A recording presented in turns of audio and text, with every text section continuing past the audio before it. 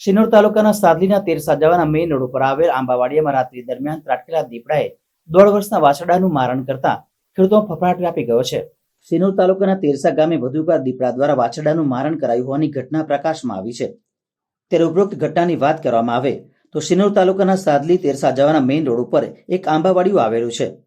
આ આંબાવાડીયું ધરાવતા ખેડૂત પશુપાલન સાથે પણ સંકળાયેલા હોય પોતાના પશુઓ પણ ધરાવે છે, જેમાં ગાય અને વાછરડાઓનો સમાવેશ થાય છે।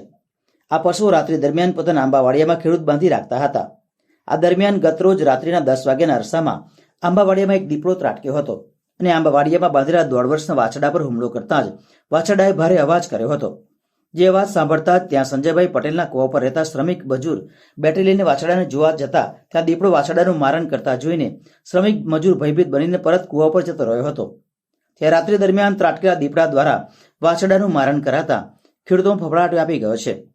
જેથી શિનોર વન વિભાગ દ્વારા સાતુરે દીપડાને પાંજરે પૂરવામાં આવે તેવી ખેડૂતોમાં માંગ ઉઠવા પામી છે। તે દીપડોએ પકડીને આડું પાડી રહ્યો હતો તે મેં પછી બેટરી લઈને નીકળ્યો ત્યારે મને દાખ લાગી કે ને બૈરું કે એફા ના જશો તે પાછા વળીને આવી જાઓ એટલે મેં પાછા પગે ઘરમાં ફેંઈ ગયો।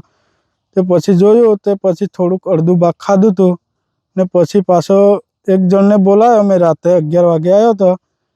એ પછી આવ્યો પછી એને પછી જોયું તે પછી પાછો આવ્યો તે પછી આટલો વધારે ખાઈ ગયો।